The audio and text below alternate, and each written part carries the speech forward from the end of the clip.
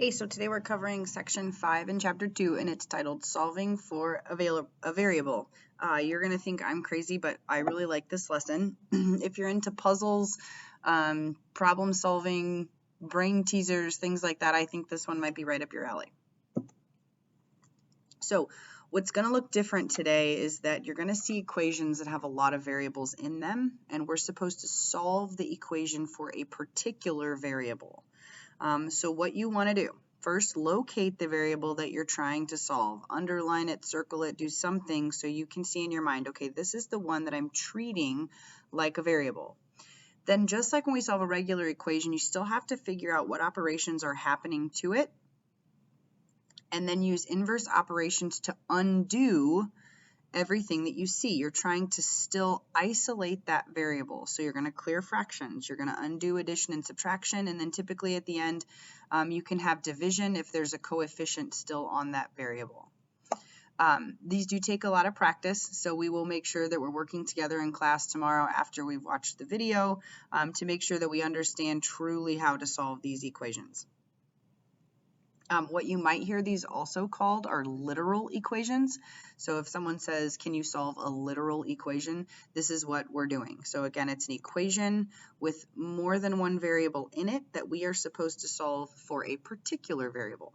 We start pretty easy and then they get a little more complicated. So the first one says, solve the following equation for R. Okay, this equation says D equals RT. This is actually an equation we use in physics. Distance equals rate times time. We don't need to worry about that.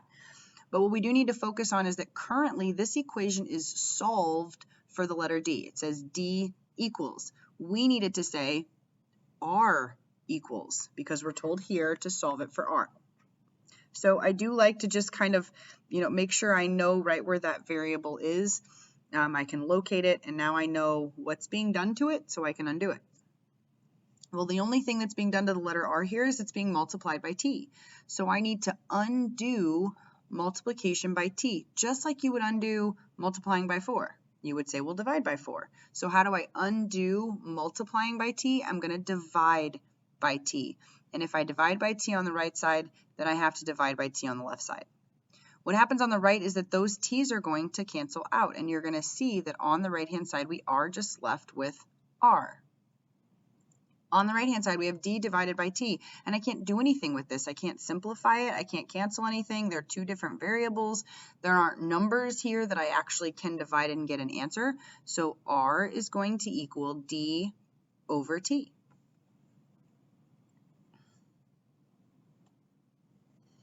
Number 2, solve the following equation for m. That means we want m to be by itself. M minus n equals 5. So here we go. We locate m, there it is, and we look what's being done to it. Well, it has an n being subtracted from it. So I need to undo that. How do we undo subtraction? Through addition. So to get rid of minus n, just how you would get rid of minus 7 by adding 7, we want to add n to both sides. On the left-hand side, the n's are going to cancel, and I'm left with m equals. On the right-hand side, I have 5 plus n, and since n is a variable, those are not like terms. I cannot combine them, and so that's what I'm left with, 5 plus n. So m equals 5 plus n. We have the equation now solved for m.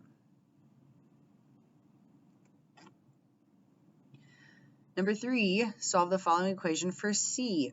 This is the formula to get from Celsius to Fahrenheit. That capital C stands for Celsius and the capital F stands for Fahrenheit. If you know a temperature in Celsius, you can convert it to Fahrenheit by using this equation. What we want to do, though, is solve this equation for C. Okay, right now it's solved for S. I need to solve it for C. I need it to say C equals at the end. So when I look at what's happening to it, I see that 9/5 is being multiplied by C, and I also see that 32 is being added to that term. We want to undo the addition, we want to undo the multiplication, just like we would with solving an equation. Notice in the steps that you wrote down earlier, we do undo addition and subtraction first, just like in a regular equation. So the first thing I'm going to do is take off that adding 32 by subtracting 32, and I need to subtract 32 from both sides. Okay, on the right-hand side, that cancels. Adding 32 and subtracting 32 would give me 0. On the on the left-hand side, excuse me, I just have f minus 32. I cannot combine those terms. They are not like. I don't know what f is at this point. So I just have f minus 32, and it equals what we were left with on the right-hand side, which is 9/5 c. Now remember from earlier, we can clear fractions if we want to here. You could multiply everything by 5, or if we recognize that's a fraction times the variable, then I'm just going to divide by that fraction. There are two methods to this, and I'm going to divide here by the fraction.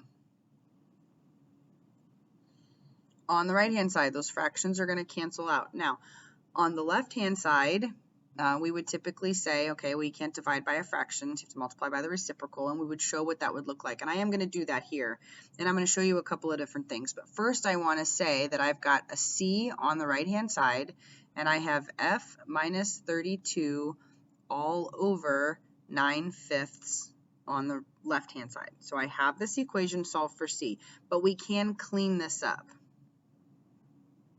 Clean it up. So what does that look like? I'm going to ignore the equals c for just a moment so I can show you what happens. If I am dividing f minus 32 by 9/5, then I can multiply it by 5/9. So another way to write this would be 5/9 times f minus 32. This is actually how you oftentimes would see this equation when you have Fahrenheit and you want to get to Celsius. That's a lot of times how you would see it. I want you to recognize, though, how these two are, in fact, the same thing. You could also see it possibly with the 5 out in front here and the 9 actually on the bottom in the denominator. I've seen it this way as well. So then you would take Fahrenheit, your Fahrenheit temperature, you'd subtract 32, you would multiply it by 5, and then you would divide by 9. Same thing. So both of these, all three of these, are all equivalent. This one here is the most common way to see it. This is how it's written in textbooks. This is probably what your science teacher would tell you if you asked how to convert from Fahrenheit to Celsius. Okay, number 4, still getting more complicated because you can see a lot of variables, lots of operations. We want to solve that equation for W. So W is way up here in this numerator. How in the heck do we get that thing by itself? So S equals W minus 10E all over M. Now this is an equation where, because I see this fraction, I want to go ahead and get rid of the fraction. And I do that by multiplying both sides by what's in the denominator. Remember, we were working on equations like this back at the beginning of this unit, I think maybe in lesson 2, maybe even 3. There were some equations on the back that would have just a number on the bottom, a fraction on the other side where there's an expression up top. So these m's cancel. M times S is just that, M times S. You can write MS, you can write SM, it doesn't matter. And it equals W minus 10E. Remember, the M's canceled on the right-hand side. I'm still trying to solve for W. So right now I have a 10E being subtracted from W. This is like moving a term with a variable. I want to move the variable to the other side. I want to move the minus 10E to the other side. I'm going to do that by adding 10E to both sides. SM plus 10E. I can't do anything with that. I don't know what any of these variables are, so I'm just going to write SM plus 10E. They're not like terms, and it equals W. So now I have the equation solved for W.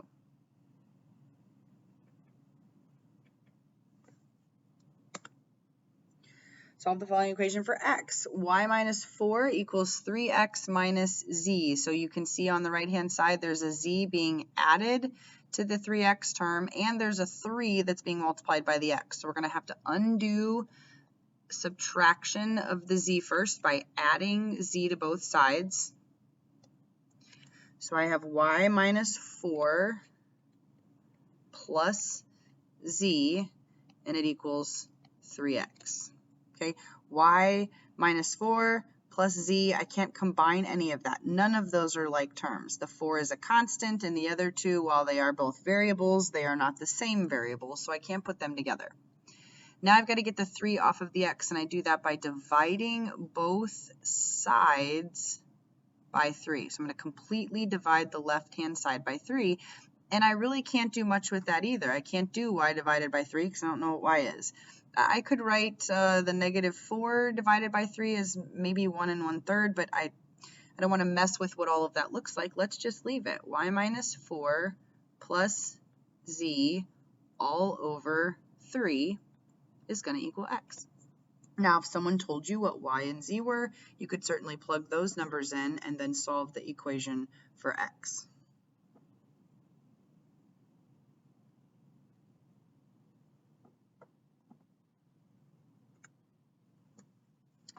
The last one, it says the formula for a triangle, and it's really the area formula for a triangle, is area equals 1/2 base times height, where b is the length of the base and h is the height. Solve for h. So I have currently the equation solved for area, and I want to solve it for the h. So I need to get rid of the 1/2, and I need to get rid of the b. They're both being multiplied by the h. So I'm going to have some division, and I also have a fraction, so I could get rid of the fraction. Remember that getting rid of a fraction, we can multiply both sides by the denominator. So I'm going to multiply this side by 2, I'm going to multiply this side by 2. So my half and my 2 cancel out. Remember, this is just one term, so I'm not multiplying 1/2 by 2 and b by 2 and h by 2. That's one term. There's no addition or subtraction separating those pieces. So on the left-hand side, I get 2a, and on the right-hand side, now I just have bh because 1/2 canceled with 2. I'm trying to solve for h, so I'm going to undo this multiplication by dividing both sides by b. That's going to cancel those out, and then I end up with 2a over b equals h. While you're working on these literal equations or solving for a variable, make sure that if the letters are capitalized, you're keeping them capitalized. If they're lowercase, please keep them lowercase.